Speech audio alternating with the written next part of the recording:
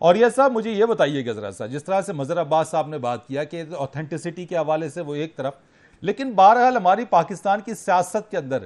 ہمیشہ سے ہم نے دیکھا یہ ہے کہ پس پردہ معاملات کچھ اور چلتے ہیں،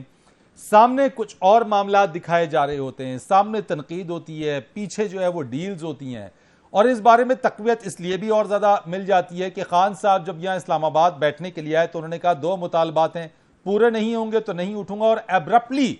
ان کی یہ جو لانگ مارچ ہے وہ بھی ختم ہو جاتا ہے۔ تو آپ اس کو کس طرح سے دیکھتے ہیں، آڈیو لیکس اور اس کے ساتھ ساتھ ڈان کی وہ اسٹوری جس میں بتایا جاتا ہے کہ خان صاحب کے پاکستان پیپلز پارٹی سے خفیہ طور پہ یا بیک چینل معاملات رہے اور تحریک عدم اعتماد کے اوپر اس کو ڈیفیوز کرنے کے حوالے سے وہ مدد مانگی گئی پی ٹی آئی کی جانب سے؟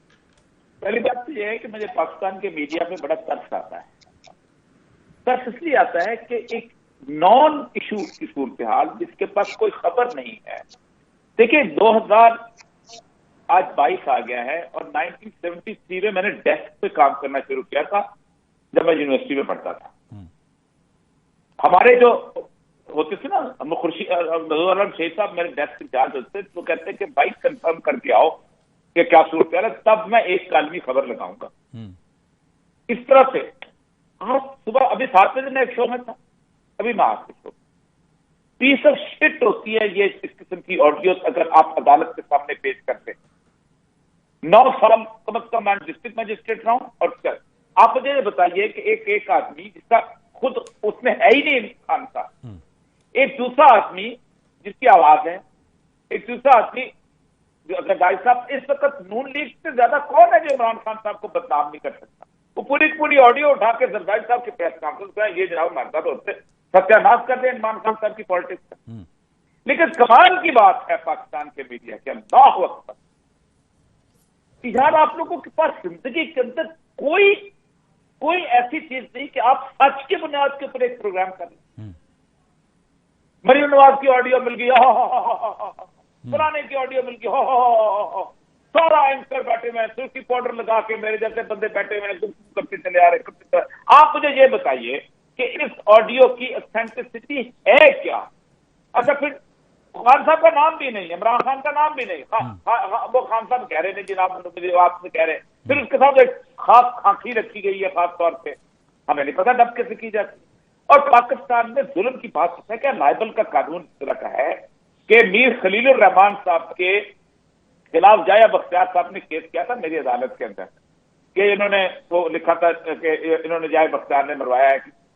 88 میں میرے پاس آیا تھا، اس سے پہلے 8 سال پہلے چلتا آ رہا تھا، ابھی تک زیبا بختیار وہ کیس چلا رہے ہیں۔ تو آپ کم از کم خدا کے لیے کہ آپ اس قوم پہ ترس کھائیں، اس قوم کے مسائل، اس قوم آپ کہتے ہیں عمران خان نے پاکستان کیا، پاکستان کا نرو ہم نے خراب کیا، میرے جیسے بندے نے خراب کیا پاکستان کے نرو۔ رائٹ مظہر عباس صاحب، اس طرح کی یہ جو آڈیو لیکس ہیں اور یہ جو باتیں سامنے آ رہی ہے، آپ کیا سمجھتے ہیں کہ کیا تاثر ڈالتی ہے کہ جہاں پہ ایک پولیٹیشین، ایک پولیٹیکل لیڈر اپنے اپوننٹس کو جہاں تنقید کا نشانہ بناتا ہے، وہیں اس سے متعلق ایک ایسی آڈیو سامنے آ جاتی ہے جہاں پہ وہ تحریک عدم اعتماد سے پہلے کی بظاہر یہ بتایا جا رہا ہے کہ اس وقت وہ پیچ اپ کی باتیں کرتا ہے؟ شکریہ فرید۔ دیکھیے پہلی چیز یہ کہ میں چونکہ کل بھی مجھ سے کسی نے یہ سوال کیا تھا، میں اس پہ اس وقت تک زیادہ بات نہیں کرنا چاہتا جب تک اس کی اوتھینٹسٹی اسٹیبلش نہیں ہو۔ یعنی اوتھینٹسٹی اسٹیبلش ہونے سے پہلے تو ہم یہ سب مفروضہ ہی ہے نا کہ چیز میرے سامنے ہے، 2 لوگ بات کر رہے ہیں، وہ زرداری صاحب ہیں، وہ ملک ریاض صاحب ہیں یا نہیں ہیں، اس کی وہ کیا ہے۔ اب اس میں 4 لوگ ہیں جن میں سے کوئی ایک آدمی اس کی تصدیق کر سکتا ہے، کوئی ایک آدمی اس کی تردید کر سکتا ہے، ایک وہ شخص جس نے یہ آڈیو ریکارڈ کی وہ بتا سکتا ہے کہ ہاں یہ ایسی میں نے آڈیو ریکارڈ کی تھی، ایک وہ 2 افراد جو آپس میں گفتگو کر رہے ہیں وہ تصدیق یا تردید کر سکتے ہیں، اور چوتھے جن کے متعلق یہ گفتگو ہو رہی ہے وہ تصدیق یا تردید کر سکتے ہیں۔ اب ایک فریق نے تو تردید کر دی،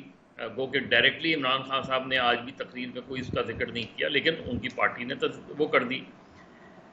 پیپلز پارٹی قاہرہ صاحب کی ابھی ہم نے پریس کانفرنس سنی، انہوں نے بھی یہ بات کی کہ جی یہ چیزیں ہوتی رہتی ہیں، وہ ہیں، لیکن انہوں نے بھی ایک طریقے سے چونکہ ان کے پاس فرسٹ ہینڈ انفارمیشن نہیں تھی، تو یہ انڈائریکٹ ہی ہے جو کچھ تصدیق یا تردید۔ ڈائریکٹ تو ملک ریاض صاحب بتا سکتے ہیں، وہ میسیجز دکھا سکتے ہیں اگر ان کے پاس اس طرح کی باتیں ہیں۔ یہ یاد رکھیں کہ ملک ریاض صاحب کا سیاست میں بھی عمل دخل ہے اور ریاست میں بھی عمل دخل ہے۔ وہ بذات خود جو ہے وہ ان کا جس طریقے سے ہماری پالیٹکس چلتی ہے اس میں اس طرح کے لوگوں کا بہت زیادہ عمل دخل رہتا ہے۔ لیکن اس پرٹیکولر آڈیو کے بارے میں مجھے نہیں پتا کہ یہ آڈیو ایسی گفتگو ہوئی تھی نہیں ہوئی تھی۔ میں تو چاہوں گا کہ گورنمنٹ کے لیول پہ یا کسی لیول پہ اس چیز کو آپ کروا لیں، انویسٹیگیٹ کر لیں میسیجنگ، یا اگر فرض کریں ایسا ہوا بھی ہے، کوئی اپروچ ہوئی بھی ہے اس زمانے میں، اب یہ بھی نہیں پتا نا کہ یہ کب کی بات ہے، آج کی بات ہے، 2 مہینے پہلے کی بات ہے، 1 سال 1.5 سال پہلے کی بات ہے، کسی اور کیونکہ ووٹ آف نو کانفیڈنس تو مختلف اس میں آتی رہی ہے نا، کبھی سینٹ کے چیئرمین کے حوالے سے۔ دیکھیں مدد صاحب بتایا تو یہی جا رہا ہے کہ یہ جس وقت تحریک عدم اعتماد کا معاملہ بالکل اپنے پیک پر پہنچ رہا تھا، اور جب خان صاحب کانفیڈنٹ تھے کہ ٹھیک ہے لیں آئیے تحریک عدم اعتماد، اور ڈان کی بھی یہی سٹوری ہے کہ جس کے اندر وہ کہتے ہیں کہ اندرونی ذرائع پیپلز پارٹی کے ویسے یہ بتاتے ہیں کہ ہاں اس طرح کی جو گفتگو یا اس طرح کے کنیکشن ضرور رہے خان صاحب کے پیپلز پارٹی کے ساتھ۔ دیکھیں اگین آپ بھی وہیں سے شروع کر رہے ہیں نا کہ ذرائع بتاتے ہیں، مجھے کیا پتا وہ ذرائع کیا ہیں۔ اس طرح کی گفتگو میں تو صرف وہ جس نے ڈائریکٹلی بات کی ہے، اور اس میں سب سے امپورٹنٹ خود ملک ریاض صاحب ہیں، وہ بتائیں، بیان جاری کریں کہ ہاں یہ آڈیو درست ہے، ہاں یہ میسیجنگ ہوئی تھی، یا ادروائز وہ اس چیز کی سختی سے تردید۔ یہاں تو فیک اکاؤنٹس اتنے ہوتے ہیں لوگوں کے، تو آپ کو پتہ نہیں چلتا۔ تو جب تک انٹل انلیس ملک ریاض صاحب کی طرف سے واضح طور پہ یہ نہیں آئے گی اور مکمل طریقے سے یہ آنا چاہیے، اگر ایسی میسیجنگ ہوئی ہے تو اس کا پیریڈ کیا تھا، وہ ظاہر ہے ان کے پاس ریکارڈ ہوگا، کہتے ہیں وہ ریکارڈ رکھتے ہیں، کہتے ہیں وہ جن سے بھی گفتگو کرتے ہیں اس کو ٹیپ بھی کرتے ہیں، لیکن اگر یہ ساری چیزیں ہیں تو وہ جب تک نہیں بولیں گے۔ میں ایک ایسی چیز پر تبصرہ کر رہا ہوں جس کے بارے میں مجھے نہیں پتا کہ یہ ہوئی بھی ہے یا نہیں۔ بالکل ٹھیک، یعنی کہ آپ نے بڑی درست بات کی ہے کہ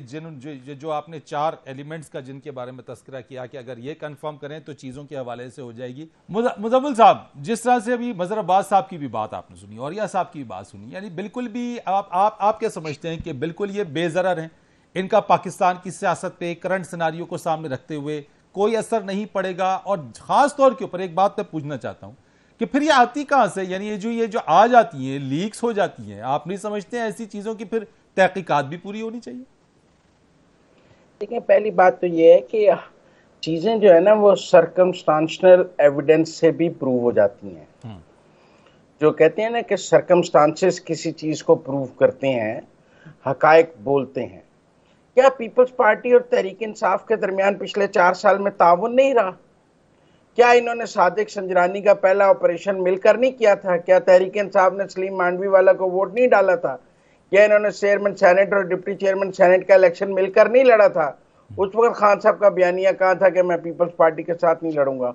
پھر جب 2018 کی اسمبلی آئی اور پرائم منسٹر کا الیکشن آیا